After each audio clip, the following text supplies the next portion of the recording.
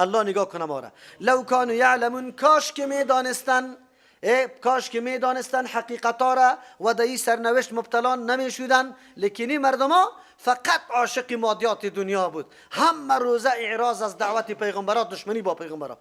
ولقد ضربنا للناس، یقینا ما بیان کردیم برای فهم مردم، برای از اینکه مردم آگاه شوه، بیدار شوه، فی هذا القرآن، در این قرآن کریم، من کل مثل، از هر نوع مثالا. اینجا مراد از مثل به هر نوع بیان ما کردیم. گاهی داستان انبیاء علیهم السلام سابقه را پیش کردیم، گاهی تمثیل و منظره هیبتناک قیامت را پیش کردیم، گاهی امر کردیم، گاهی مثال دادیم، گاهی تخویف کردیم. رقم بیان برای فهم مردم در قرآن الله کرده. لیکن مردم چیست؟ چرا کرده؟ لعلهم یتذکرون، به خاطری که یادآورشان، بیدار شوند، نصیحت بپذیرن، امی نصیحت های قرآن در وجودشان تاثیر کنه، نفوذ کنه. چطور مسئله بیان کردیم؟ قرآنا عربیا، ما بیان کردیم برشان قرآنا. اینجا قرآن معنای لغویش است. قرآنا که تلاوت کرده میشه، تلاوت میشه تا روز قیامت. هیچ کتاب به مثل قرآن تلاوت نمیشه. یک معنا قرآن به معنای جمع است. قرآن که جامع است تمام مطالب ضروریات انسانی که در این کتاب مکمل بیان شده. یک. عربیاً، عربی چی معنا؟ بسیار جذاب است، آهنگش، صدایش خیلی دلکش است، فصیح است. چرا؟ هر کلامی که فصاحت داشته باشه قلب انسان برای از اون میل پیدا میکنه. قرآن بار تلاوت میکنی، لذت علیده است. غیر ذی عوج، سه صفت شد. غیر ذی عوج که نیست دو کجی، مراد نه کجی ظاهری دیده میشه نه معنوی. کجی ظاهری است که الفاظ غیر متناسب باشه، نعوذ بالله ملول کننده باشه، سری تو تنگیر بیاره، در بینشان تضاد و تناقض بیایه، نعوذ بالله فصاحت و بلاغت نداشته باشه. کجی معنوی کی را میگه؟ که مطالب عمده نداشته باشه، که تو را فکری تو را متوجه خود بسازه. نه، قرآنی طور کتاب است که یک دفعه تدبر شروع کردی باز یقین بکن میگی نه ما باید مطالعه بکنم قرآن.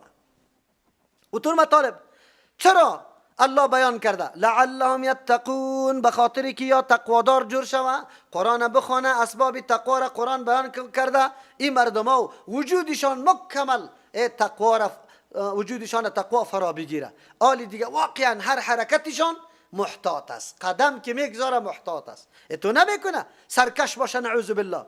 ضرب الله مثلا، الله بیان میکنه مثاله برای از اینکه موحد و مشرک چقدر فرق داره، چه قسم است فرق است بین موحد و مشرک. بله، الله بیان میکنه مثال رجلا، از یک شخصی را، یک غلامی را، فیه شرکا که در این غلام شریکا هستند، متشاکسونه که اختلاف کننده هستند، ضد یک دیگه هستند، متشاکسونه که خوی و خصلت خوب نداره، هر کدامش نظری علیده مختلف داره. و رجلا دیگه غلام سلمان که مکمل سالم است، لرجل تسلیم یک نفر. هل یستوی، یعنی مثلا این دو نفر با هم در مثال برابر هستند؟ نه، الحمدلله کل صفتای کمال برای الله هست. چطور مثال موحد و مشرک الله بیان میکنه؟ بعد از این برای ما هیچ بهانه باقی نمیمونه. موحد کیست و مشرک کیست؟ اگر یک غلام مشترک باشه و 5-10 نفر در این شریک باشه، این 10 نفر آنقدر در بین خود ضد باشه که پرسان نکن، که من میگم آب بیار، میگه نه برو نان بیار، دیگهش میگه نان بیار، دیگهش میگه نه بستر را آور کو برای من، دیگهش میگه نه میز برای من بیار، دیگهش میگه نه تلویزیون برام روشن کو. غلام بیچاره ایران مانده که حالی از کدام بگیرم، کدام طرف برم؟ یک نفر خو 100 جز شده نمیتونه، 100 امر بجا کردن نمیتونه، او کلش قاری و غضبی کلت میکنه، زده را ایسته.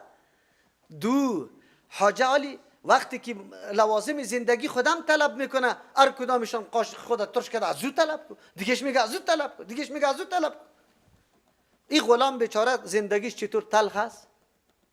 نه در انجام کار بیچاره میفهمه که کدام کار انجام بدم، و نه در پوره کردن ضرورات خود ایران مانده کدام طرف برم. خو یک غلام دیگه، غلام طور یک شخصیتی است که بسیار آبرومند است، عزتمند است، جهت کارش معلوم است، روزگار و همه گپایش پوره میکنه. هر دو غلام روزگارشان یکی هستن یا تفاوت زمین و آسمان داره؟ شما بگید. تفاوت زمین و آسمان. مشرک اینمی کسی است که گاهی در یک معبودی خود امروز در یک معبود سجده میکنه، سبا باز به دیگه معبود، دیگه سبا در دیگه معبود.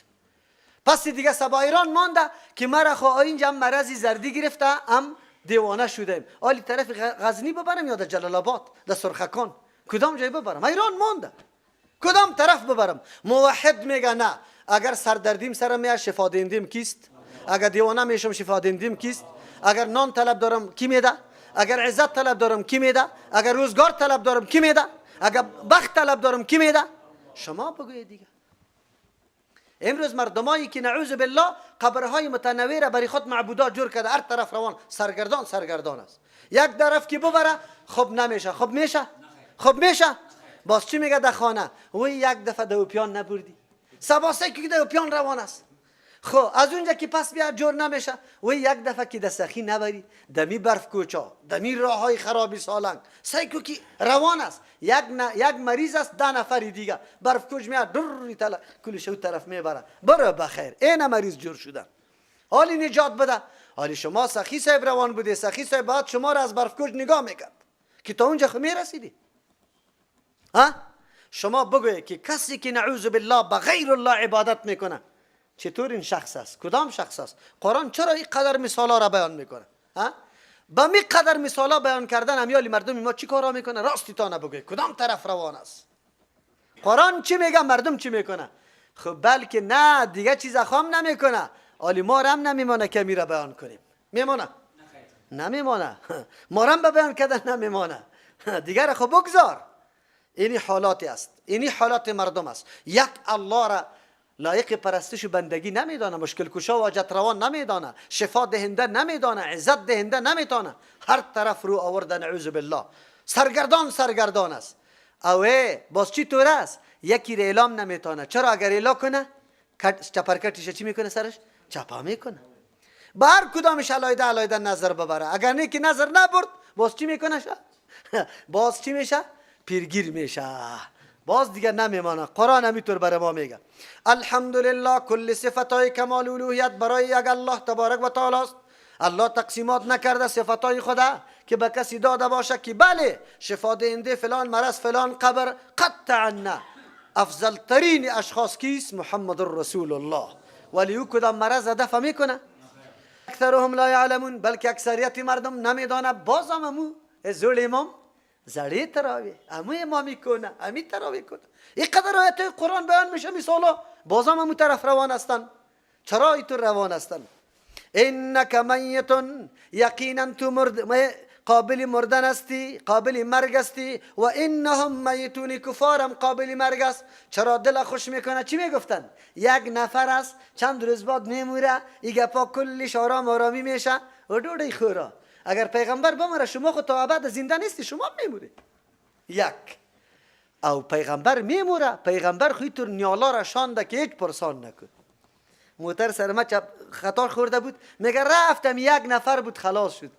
ما گفتم ما دوڑی خورم، ما که بمرم هم انشاءالله که هیچ کس نباشه، امو خواهرها بس از کی تربیه کردیم.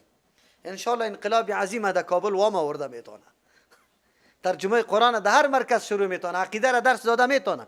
چی جای از که دیگه کساست؟ چرا دل خوش میکنی؟ مردن چیست؟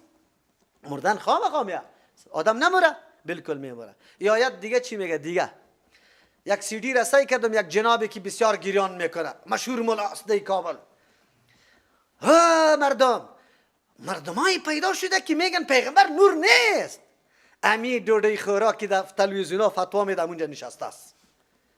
او یک درو تکرار میکنه که مردم پیدا شده که میگه پیغمبر نور نیست، میگه بشر است، بشری عادی است. اینطور میگه. یک دوڑی خور اینجا نخیست که بد میکنی خبیث. قرآن آیت میگه که اینک میتون. بشر میموره یا نور میموره؟ بشر میموره. چی میگه؟ پیغمبر نمرده. خیر چی شده؟ جنازیش کس نخوانده؟ پیغمبر امیالی مقبرش قبرش در مسجد نبوی در داخل نیسته؟ شما ببینید تا این اندازه را مردمی گمراه پیدا شده که حتی مردن پیغمبر انکار میکنه. باز مردم چطور گل میزنه؟ نمرده، او جامه بدل کرده. نمرده، جامه بدل کرده. یکی جامش یکی کالای خواب است، یکی کالای روز است. اونو طور کده کالای خواب کشیده، کالای روزه. اول کی بود پیغمبر هیچ چیز نمیتونست. به مردم چی میگه می بزرگایتان؟ به مردم چی میگه؟ ولی که از تا زنده سو قدر کار نمیتونه که بمره، اوه باز قوی میشه. قوی میشه نمیشه؟ همینطور میگه. چی منطقای به مردم درس میگه، چی گپا برش میزنه. تا کی مردم تا آلی را دمی فکر هستن که پیغمبر نمرده. نعوذ بالله. پیغمبر به مرگ دنیا وفات کرده، ولی پیغمبر مومن شهید کافر کلگی در عالم برزخ چیسته؟ زنده است. اما زندگی که الله خودش میفهمه. زندگی عالم برزخ تفاوت داره. از انبیا بسیار قوی است، از شهدا در مرتبه دوم، از عام مومنا بگید در مرتبه سوم. الله برش لذت های جنت نصیب میکنه.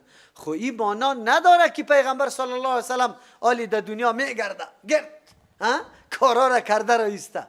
خیرو ترکی بود لایق بود که در میعراب پیغمبر کسی دیگه پیش میشد نماز میخواند؟ لایق بود که ابوبکر رضی الله دعوای خلافت میکرد؟ بعد از او عمر، بعد از او عثمان، بعد از او علی رضی الله عنهم؟ لایق است که الله پیغمبر نمرده. خو هر جای است نعوذ بالله. خو همینطور فرقه هم است که در میلاد منبر خواب زیبا و مجلل میکنه، گل و گلکاری میکنه و خواب گوشیتا نبیگیره. باز بعد از چی میگه؟ الله یک دم میخیزه. خیرت است میگه پیغمبر آمد. پیغمبر حاضر و ناظر میدانه. چی میدانن؟ این فرقه ها فعلا وجود داره، در کابل تانم هسته. غم نکنی، غم نکنی. ای گپا است. خب قرآن چی میگه؟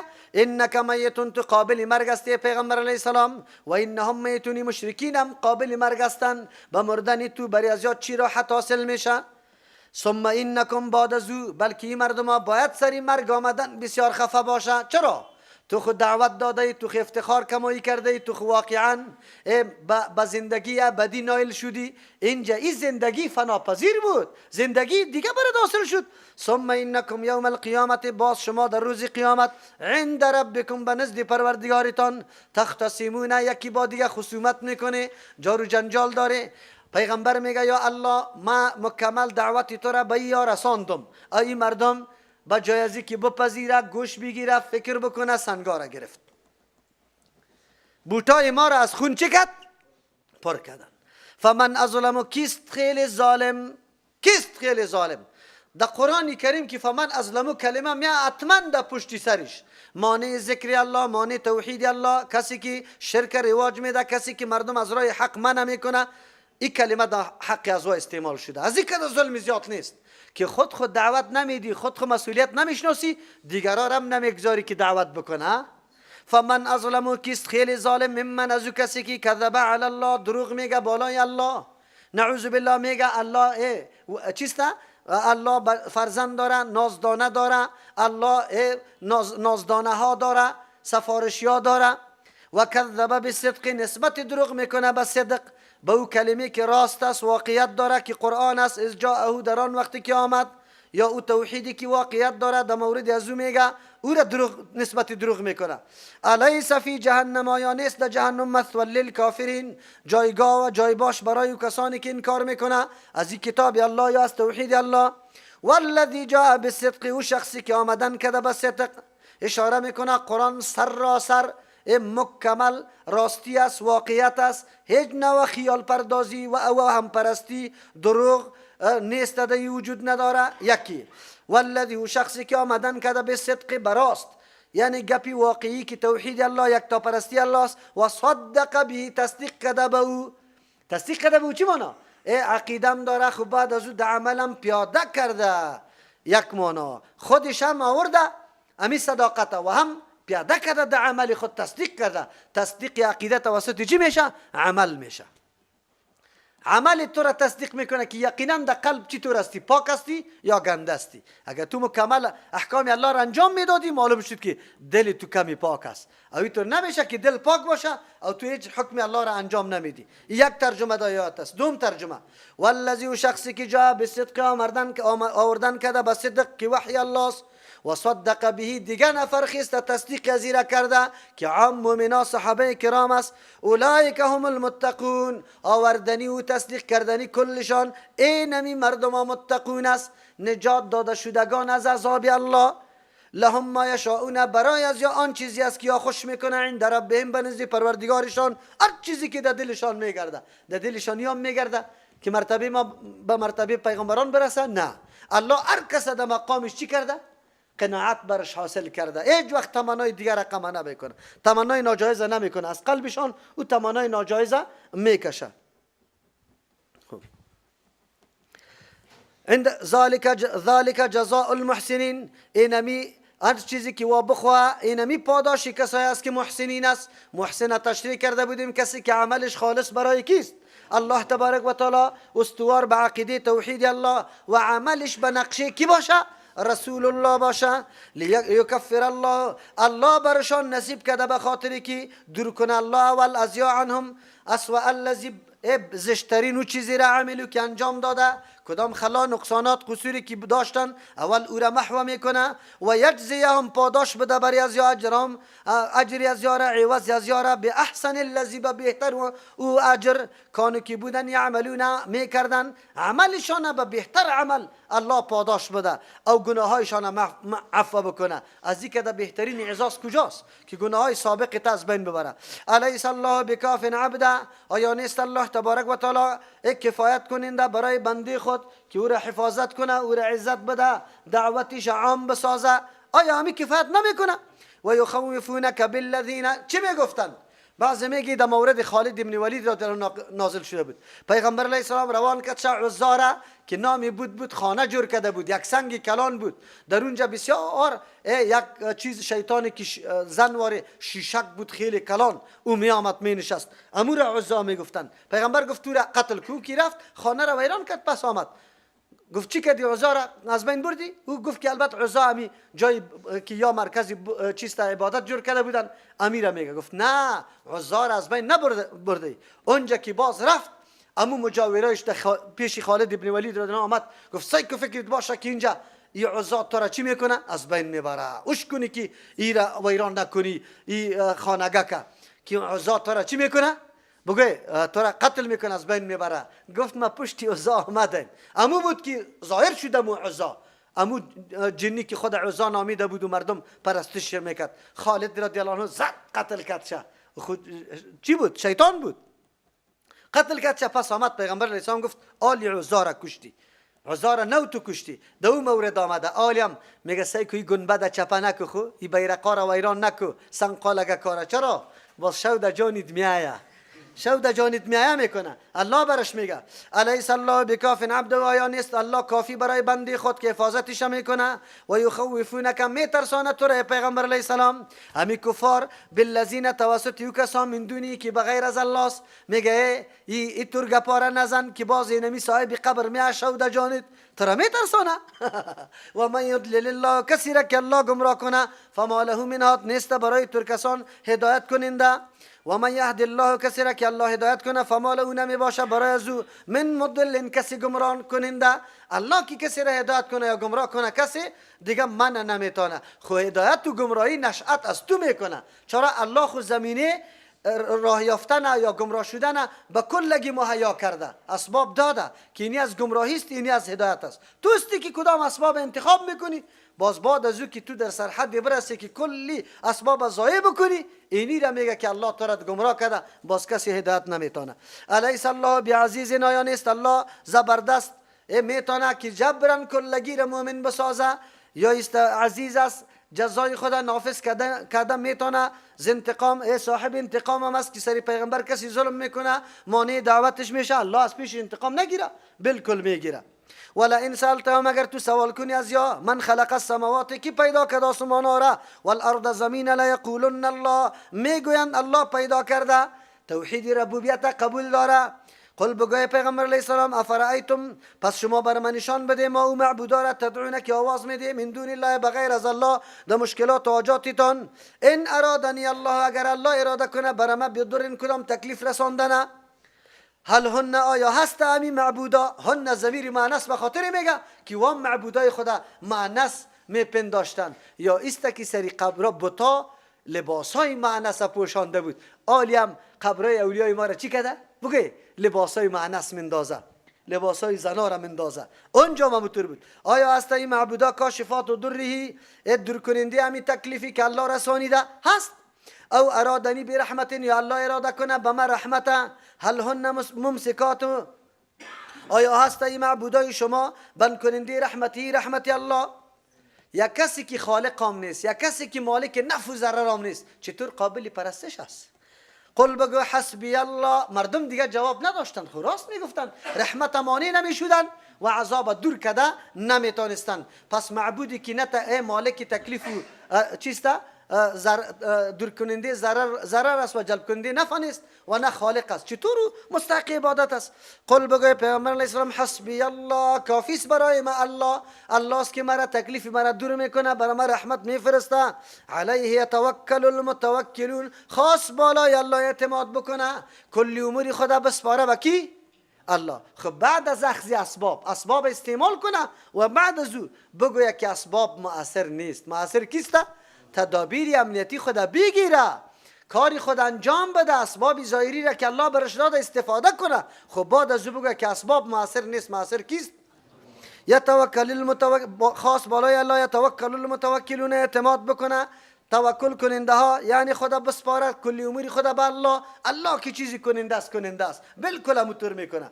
قل بگه پیغمبر علیه السلام یا قوم اعملوا، یا قوم ما شما عمل بکنی علی مکانتکم، دمو حالت و طریقیتان، اینی عامل من دمو حالت خود عمل کننده استم.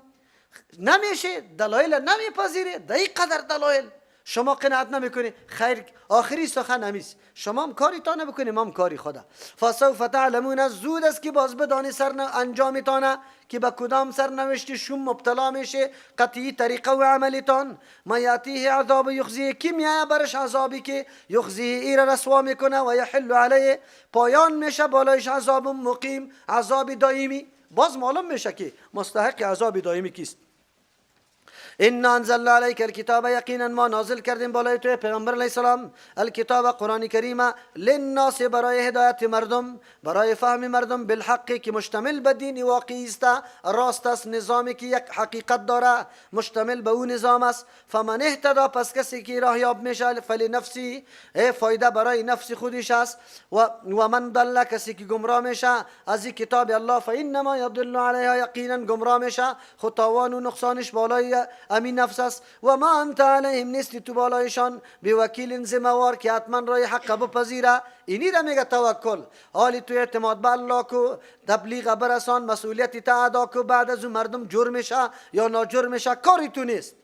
الله یتوفی الانفس، الله میگیره قبض میکنه نفسا را، پوره میگیره نفسا را، حین موتها، در وقت مرگش، والتی لم تمت، امو نفسی که نمرده، فی منامها، در خوابش، فیمسک التی، نگاه میکنه امو نفسی را، قضا علیها الموت، که فیصله مرگ سرش کرده، و یرسل الاخرى، میفرسته نفسی دیگره، یعنی روح دیگره، الی اجل مسمى، تا یک تاریخ مقرره. ان فی ذلک، یقینا در گرفتن روحا، لآیات، نشانهای عظیم قدرت الله یا دلایل توحید الله است، لقوم یتفکرون، برای قومی که از تفکر کار میگیره.